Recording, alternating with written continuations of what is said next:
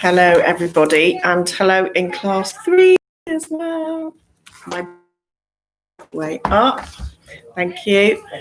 Thank you, Mr. Pearson. We've had a lovely time today, haven't we, boys? Thank you. All right, then. Cheerio. Bye-bye. Okay. So, first thing we're going to do is to light the candle. Here we go. Still flickering away. Alfie in class 1 always asks me when the candle is going to run out. And this is now week 3, so it's doing quite well, isn't it? Last week we had a story about Joseph. Do you remember those people that were here? Oh, yeah. We had a reminder, because you know that story quite well, about Joseph and his coat of many colours.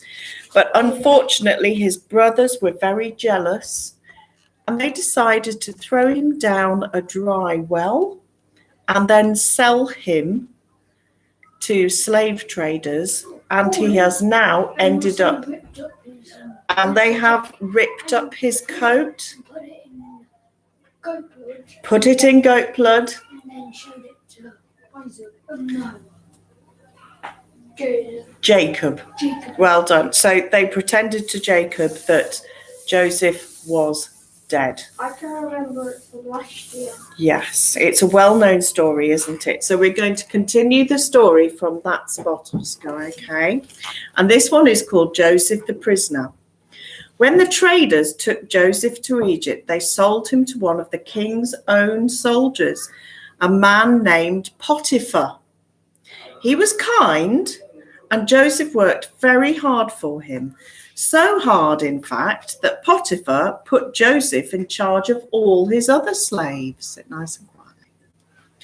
Potiphar's wife, however, was evil and cruel. She told lies about Joseph and had him thrown into prison. Things looked bad for Joseph. It seemed as if his dreams would never come true. The other prisoners said, I had a dream last night, a really strange dream. I dreamed I saw a grapevine with 3 branches. Suddenly, branches of grapes burst out of those branches, so I squeezed them into a cup and gave it to the king to drink. I wonder what that means.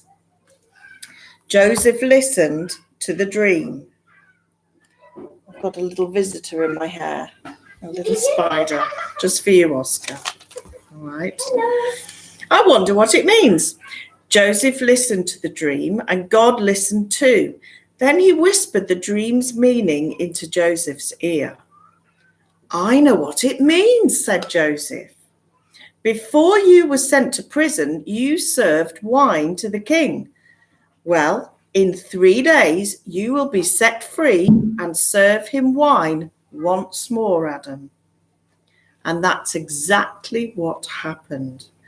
And when the wine server was set free, he promised to help Joseph get out too. 2 long years went by. Then one morning, the king of Egypt said, I had a dream last night. A strange dream, and I can't work out what it means. A dream, said the wine server. I know a man who can tell you about dreams. And straight away, Joseph was brought from the prison. The king started telling Joseph about his dream. I was standing on the banks of the river when I saw 7 fat cows walk out of the water. They were chewing happily on the grass when 7 other cows joined them.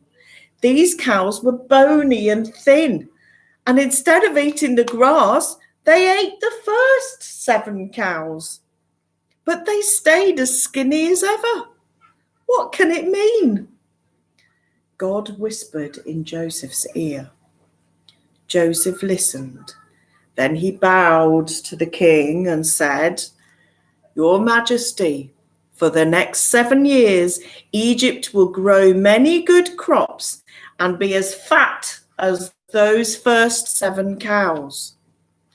But after that, for another 7 years, hardly any food at all will grow. So unless you want your people to look like those skinny cows, you must store up the food in the good years and use it wisely later. The king was so impressed with Joseph's answer that he not only let him stay out of prison, he put him in charge of storing and saving and serving out Egypt's food. 7 good years were followed by 7 bad years. And after the king, Joseph became the most important man in Egypt.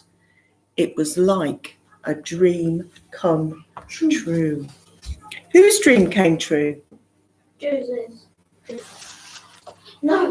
What was Joseph's dream in the first place? Do you remember? When he was with his brothers, he had a dream. That's right. And now he's one of the most important people in Egypt. So now, if they met him, they would have to bow down to him, wouldn't they? So his dream did come true. The brothers heard about this. They'd be all jealous and moaning. They probably would be if they realised what had happened, yes. Well, in those days, they didn't have newspapers and They things. had papyrus, but it would be a waste of it. And those particular people probably wouldn't be able to read hieroglyphs and things like that because they were slaves and very poor people. So, dreams, hey? Who has dreams? I have weird dreams. Do you have weird dreams? I have weird dreams. Do you have weird dreams? Yeah. Sort of. Do you have weird dreams? Me driving a truck with him doing a backflip. Oh my goodness. What is it? I have realistic dreams. Do you? Right. Do you have, what is it that makes the dreams when It's you're your brain asleep? trying to sort things out, and they all get mixed up, and your brain gets confused, and it creates dreams. That's right. It's your brain, your very own brain, that is making those dreams. And sometimes things pop in that because you are resting the rest of your body. Your brain is saying to the rest of your body, right, sleepy time now, because you need energy for when you wake up. So all of the things that need to be there for your body in the morning are there. In the meantime, your brain does some really funny gymnastics, doesn't it, inside? Yeah. And all of the images and the things and the feelings all kind of get mixed up together so much that sometimes, and sometimes, like yours, it feels really realistic. And you wake up and you think it's actually happened, and then you realise after a few minutes that it hasn't. Dreams that I'm in bed, but it just changed a little bit, and the strange growling noises coming from the room. Ooh. Oh yeah, that's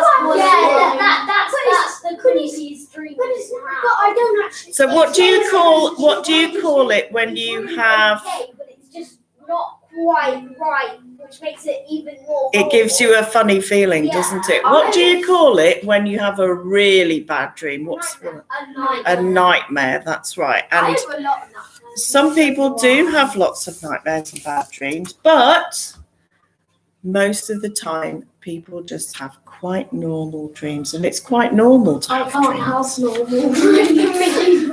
Okay. We're going to put our hands together. I have a little prayer about some dreams for you, and it's called Dreamland's Drifting Sea. God of quiet nights of sleep, float me on the darkness deep, out on dreamland's drifting sea, with an angel guarding me. In the name of the Father, and the Son, and the Holy Spirit. Amen. I was just dreaming then. And All the time. we'll just blow the candle out. You ready? 1.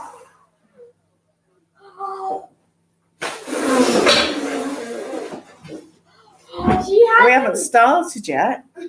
3, 2, 1. think that's done it. Thank you very Maybe give it much. some water. Okay, thank you, class 3. Cheerio. Yeah. Have a nice life.